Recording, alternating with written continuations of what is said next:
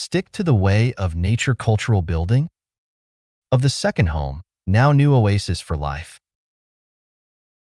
Part 7. Xiefeng.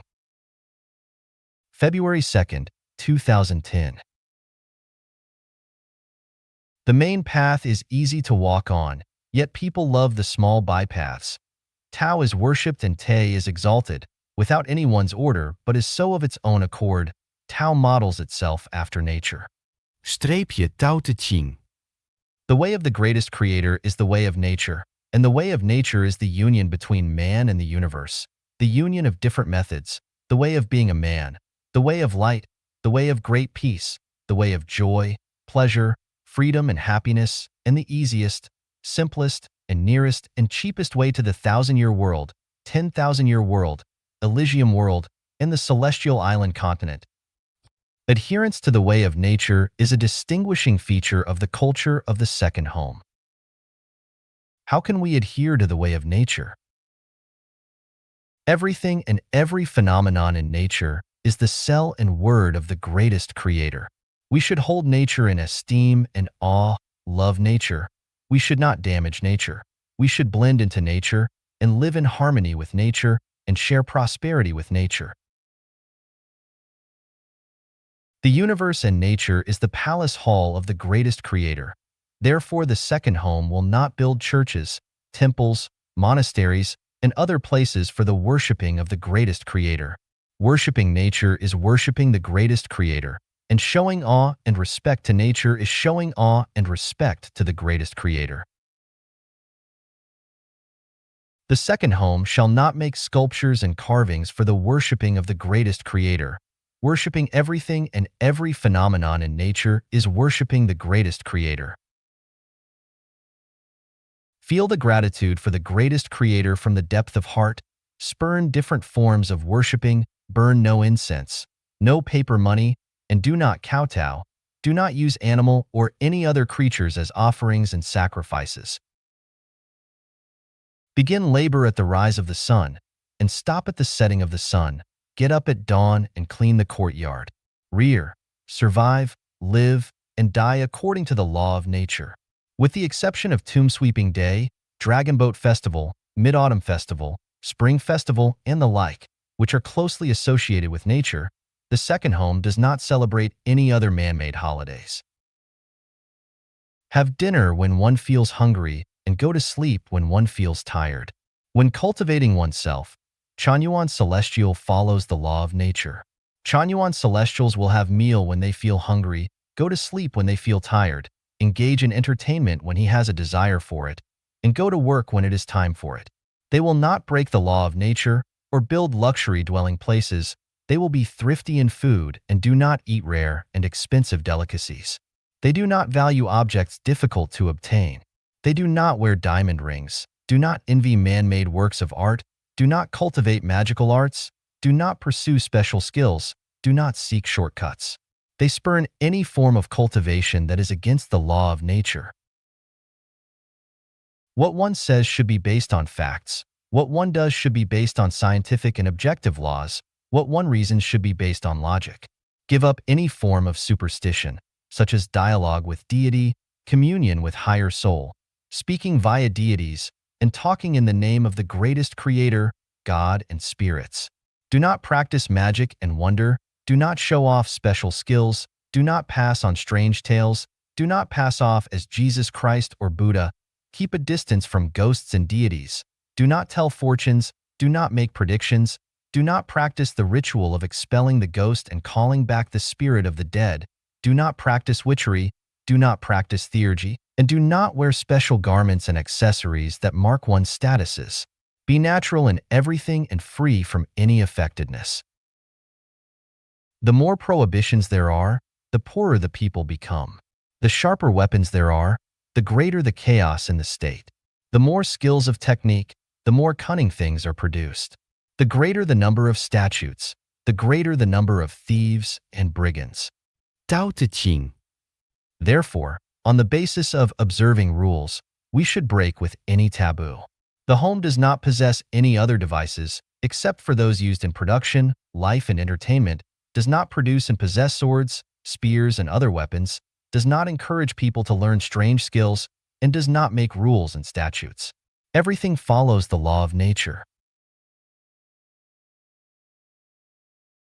Tao models itself after nature.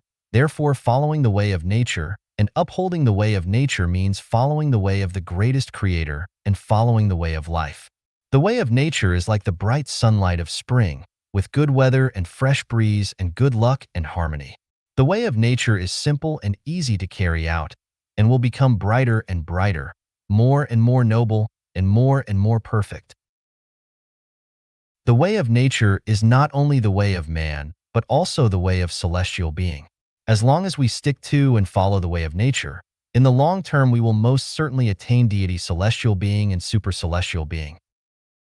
个体自由的八大标准。 8 criteria for individual freedom. Xiefeng. September 18th, 2008. Translated by Treasure and edited by Care. An advancing life ascends from the realm of necessity toward that of freedom, while a regressive one retreats in the opposite direction.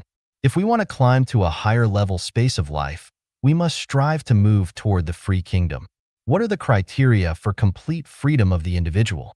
In other words, what criteria do individuals need to achieve the realm of freedom? Sexual freedom.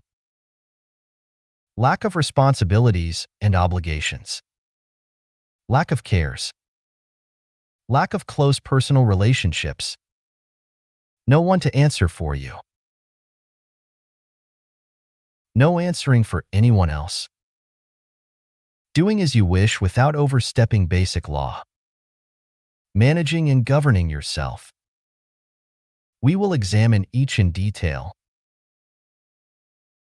Sexual freedom. As long as an individual and their partner are willing, when and how they make love should be their unrestricted decision. Only common sense manners should dictate the proper time and place. Lack of responsibilities and obligations. Just as flowers grow, bloom, and pollinate, everything is natural and voluntary, not forced by responsibilities or obligations. Once there are even the least number of responsibilities and obligations, freedom is lost. A newborn baby lives on milk and its mother gives her breast, but this is natural and voluntary, brings pleasure to both, and is not done out of responsibility. Lack of cares. Own nothing, own everything. Act freely and have no cares. Once you care for something, your freedom is lost. Lack of close personal relationships. Once you have close familial relationships, you have obligations and responsibilities, and once you have friends and lovers, you have to care for them. Therefore, friends, relatives, and lovers are obstacles to freedom. No one to answer for you. You need to solve your own problems and expect no one to solve them for you. Deal with your own necessities of life, such as food, clothing, shelter, transportation, birth, old age, illness, and death naturally and with neither regrets nor complaints. Do not answer for anyone. Answer to the greatest creator and for yourself, but not to anyone else. Doing as you wish without overstepping basic law. Do as you wish, but never overstep the basic law. You can do as you wish, but always revere the greatest creator. Revere life, revere nature, and never harm life or nature. Managing and governing yourself. As long as one is managed, supervised, governed, or controlled by others, they have no freedom. This means that individuals who have reached the highest level of quality and accomplishment will have achieved the highest realm of civilization, so they will not need to be managed, supervised, governed, or controlled by others because they will naturally interact with others, both harmoniously and efficiently. 去天国路线图。 The Roadmap to Heaven. Xiefeng. May 7th, 2006.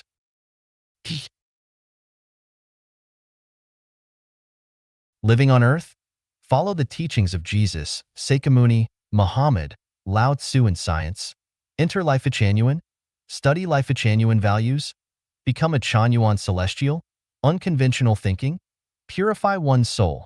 Shift consciousness and change one's life structure. Enter the new oasis for life. Meet the standard of Thousand-Year World. Understanding the major 8 ways of thinking. Meet the standard of 10,000-Year World. Understanding the 8 secrets of life. Go to Elysium World. Description. When you still live on the earth. 1. You first need to learn and understand the wisdom and teachings of Jesus, Sakyamuni, Muhammad, and Lao Tzu, and study scientific knowledge, on which basis enter Life Genuine. Study and understand the contents in Chanyuan Corpus and Siefeng Corpus. Also listen to the thoughts of Chanyuan masters and learn their wisdom. Point 2. Try to become a Chanyuan Celestial after that.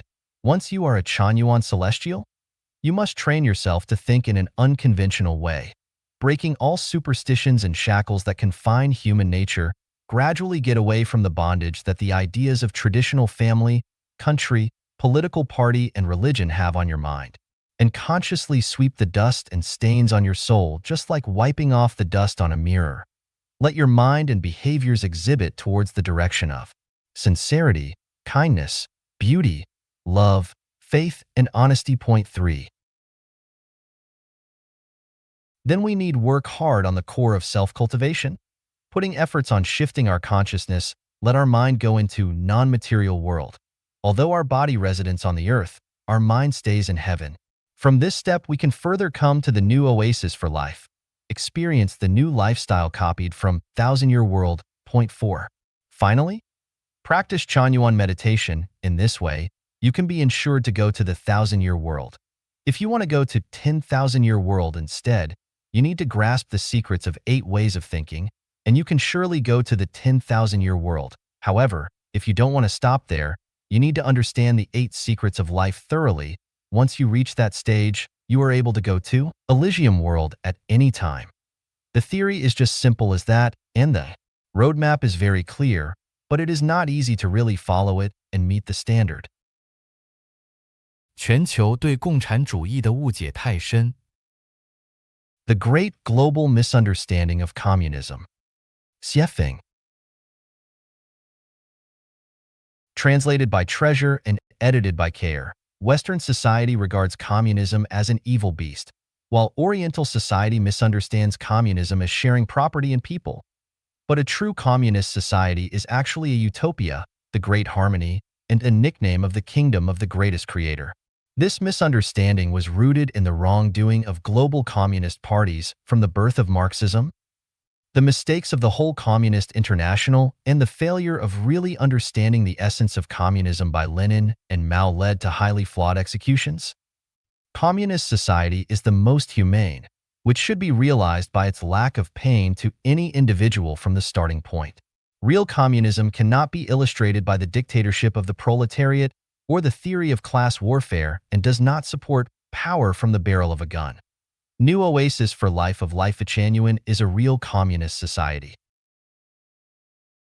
We never apply dictatorship or the theory of class struggle, nor share possessions or partners, not even to deprive capitalists of their property. It was voluntarily built up by all the members, by moistening the honey and the dew of silent love. This fact speaks louder than words. Its illustration is the best touchstone. Communism is not an evil beast, but a real paradise in the mortal world. Just to look up the history and life mode of New Oasis for Life, and you will understand real communism. 孔子可以休息了。 Confucius should retire. Zufeng, December 30th, 2014, translated by Treasure and edited by Care. Confucius is most worthy of respect as a Chinese national thinker and moral leader. His educational theories are especially praiseworthy. However, it would be more of a disaster than a blessing for China to continue regarding him as a saint and promoting him as such to the outside world. First of all, Confucius understood benevolence, righteousness, courtesy, wisdom, and credibility, and to be gentle, benign, modest, thrifty, and courteous, but he had no regard for Tao. That is to say, Confucius focused only on the branches and leaves, but attached no significance to the roots. However hard he tried, he never strove to reach the faith nor the virtue of being a mortal human. This is why he had regrets, as can be inferred from the Analects of Confucius. Li Ran, namely that having heard Tao in the morning, one may die content in the evening.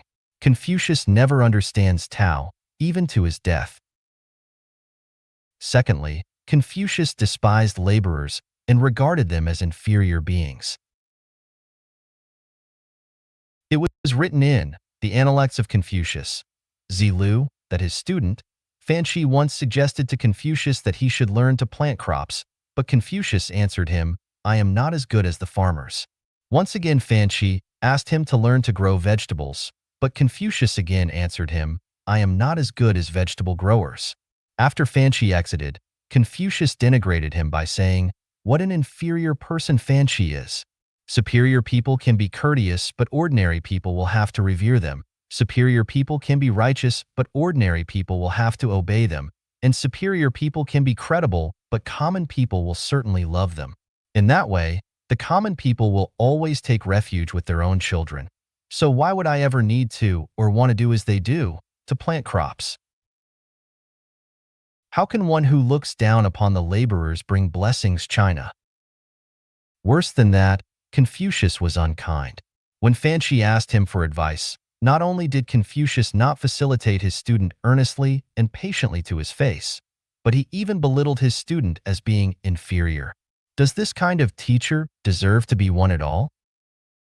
As he was wrong macroscopically, it would be to no avail, no matter how hard he strove. He was confused macroscopically, but prudent microscopically. With the development of modern society, Confucius needs to retire. 人生和生命的价值和意义。 The values and meanings of life and life. Xiefeng. February 17, 2008. Translated by Transin and edited by Care. Life and life are two different concepts. They are interrelated, but fundamentally different. Life is that part of life which exists during its journey through the mortal world. Life is temporary, but life is eternal. Life is a chapter in the long river of life. Life is a series extending outward from the origin of the universe to infinite time and space. Life can come to an end at any time, but life can never end, even with the ending of life. The life of life is over, but life itself will always continue to exist in other forms. Therefore, the values and the meanings of life are different from those of life. If you confuse the values and meanings of life with the value and meaning of life, then you are likely to have a confused life. The values of life are to serve for life, to pay off debts, to improve your life structure, to make life happy, joyous, free, and blessed, and to make it extend to higher space. The meanings of life are to create wealth and joy, to serve oneself, others, and the community. The values of life are to serve the greatest creator, to serve nature, and to maintain the dynamic balance of the life of the universe. The meaning of life is that the universe exists for life. Life lives for the universe. Without the universe, there would be no life, and without life, there would be no universe. So, what are the values and meanings of life and of life? If your life is happy, joyous, free, and blessed, and if you can orient your life structure toward perfection, then your life has value. If your life can create wealth and joy for yourself, for others, and for your community, then your life has meaning. If your life serves the greatest creator, serves nature, and serves other life, then your life has both value and meaning. 耶稣不是上帝。 Jesus is not the greatest creator. Xiefeng. April 20th, 2006. Translated by Shidai and edited by Care. Jesus was the greatest person in history. He was the Christ, the hope of humanity, the door to eternal life, and the Son of, spokesperson for, and the road leading to the greatest creator for all kind, diligent, simple, honest, and humble people. Regardless of how much we praise Jesus, it can never be too much, but we cannot say that Jesus was or is the greatest creator. A real Christian must venerate Jesus, listen to the teachings of Jesus, and strictly behave according to Jesus' teachings. To lower or raise the status of Jesus is inexcusable. It not only blasphemes the greatest creator, but it is also a betrayal to Jesus. Furthermore, it would be the Antichrist and a sin to human beings. Jesus belongs to all human beings, not to any specific nation or religion. Jesus' teachings are for everyone. Everyone who loves Jesus, believes in Jesus, and follows Jesus' teachings is a Christian. This does not need any baptism or approval from any special anointed person or religious institution.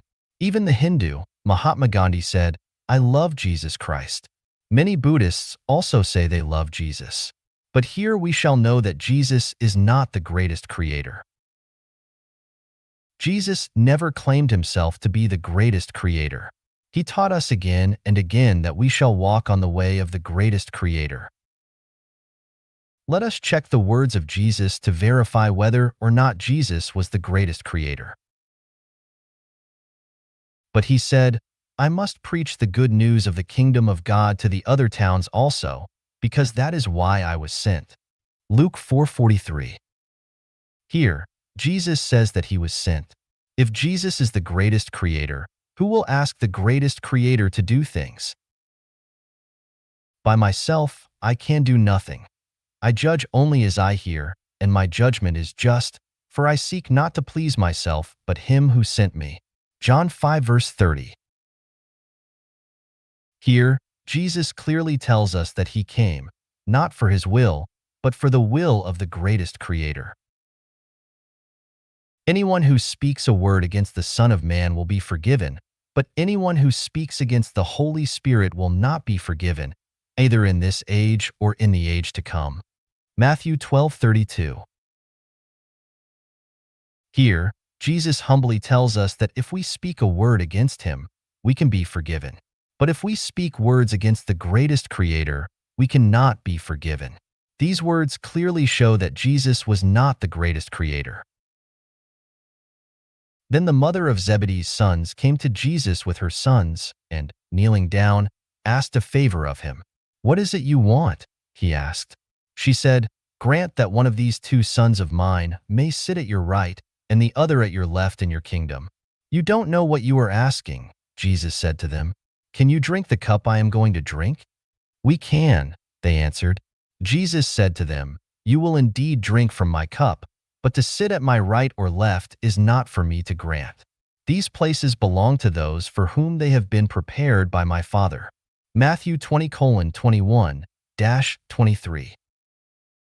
Here, Jesus directly tells us that his right was less than the greatest creator's. He had no right to grant people to sit at either of his sides. If Jesus were the greatest creator, would he not have this right to grant? And at the 9th hour Jesus cried out in a loud voice, "Eloi, Eloi, lama sabachthani?" which means, my God, why have you forsaken me?" Mark 15 verse 34. Jesus called out with a loud voice, "Father, into your hands I commit my spirit." When he had said this, he breathed his last. Luke 23:46. From these words, how can we say that Jesus is the greatest creator? I also want to ask, can man condemn the greatest creator to death? Is man more powerful than the greatest creator? I still want to ask, Jesus had prayed many times. If Jesus were the greatest creator, to whom did he pray? Is there any being greater than the greatest creator?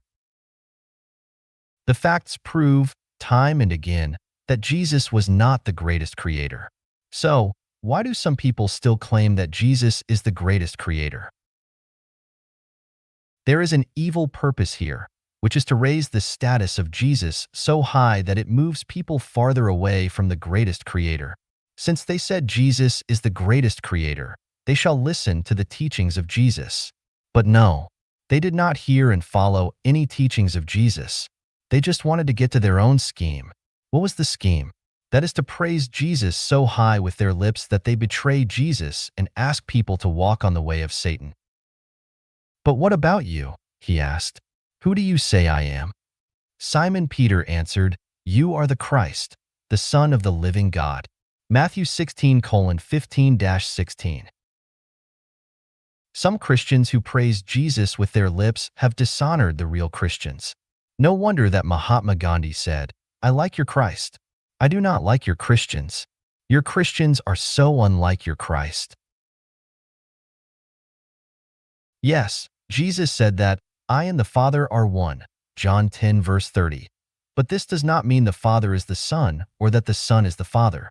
It means that Jesus has been with the greatest Creator throughout many ages. It means that Jesus is the honest Son of the greatest Creator. Jesus dutifully carried out the greatest Creator's will, and what he had done were all strictly following the greatest Creator's will. From this, Jesus and the greatest Creator are always one. Jesus keeps his oneness with the greatest Creator from the beginning of time.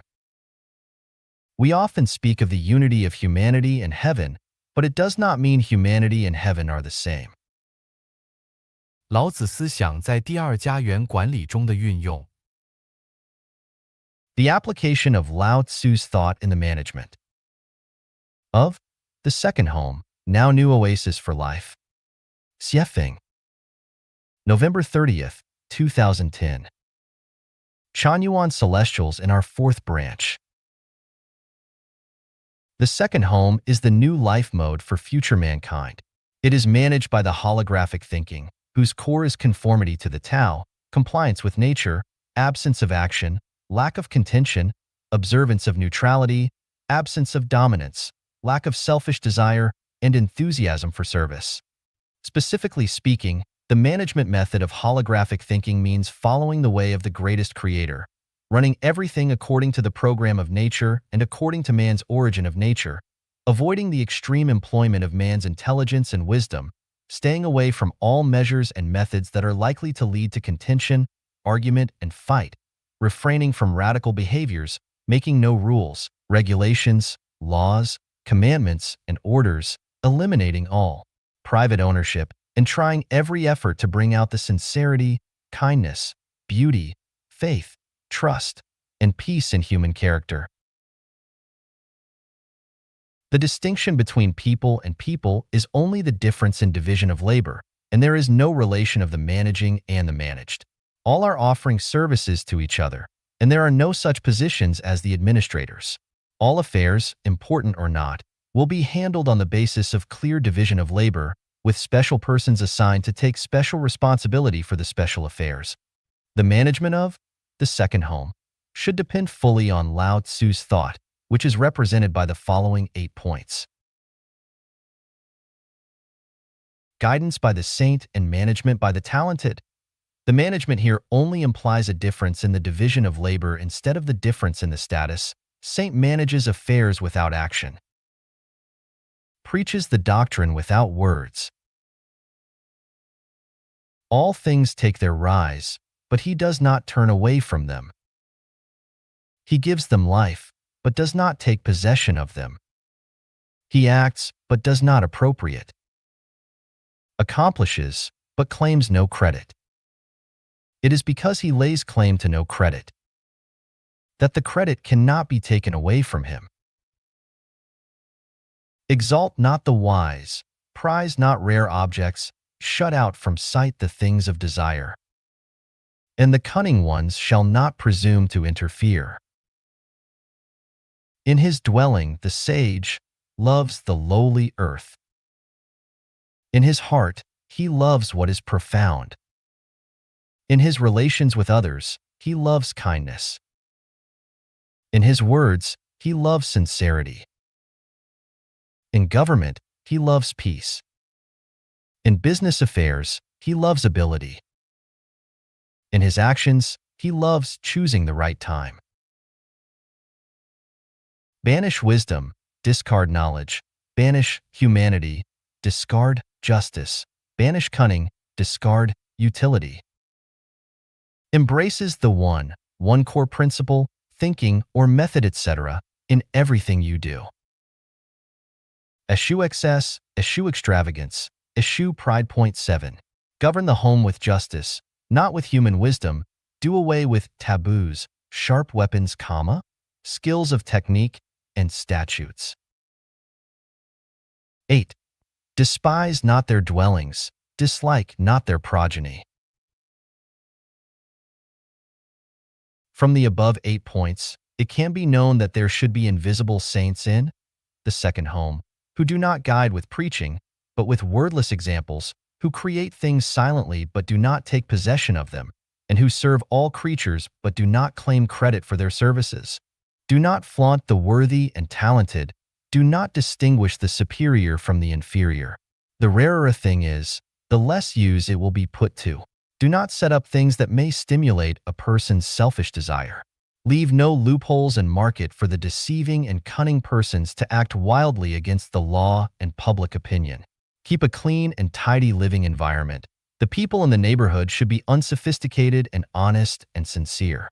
People should have a kind heart and treat people kindly. They should seek truth from facts, tell things as they really are, and keep their promises. What they do should fit in with their hobbies, personalities, and special talents. Their behaviors should comply with natural laws and their actions should accord the actual situation. Give up cunningness and artfulness, stick to the way, abandon the preaching of righteousness and morality, discard skills, fame, wealth, and ranks. Make people unselfish and possess nothing. Make sure that they have nothing but actually possess everything. Embrace the one in everything. Revere and believe in the only greatest creator in the universe. Abide by the overall arrangement of the only government in the whole world. There will be only one person responsible for everything. Do not have a life of luxury and do not waste. Practice moderation in everything. Do not overdo. All affairs and arrangements of the second home should be made public so that everyone has a clear knowledge of them. Do not engage in secretive management. Do not practice superstition. People should stick to facts, science, logic, and spiritual perception. There should be few prohibitions, commandments, terms, and taboos in the second home. The second home should never possess any swords, spears, rods, and other weapons specially to harm others. It should not sing praise of people's cleverness and skills. It should make people live and work in peace and contentment and enjoy the ordinary life.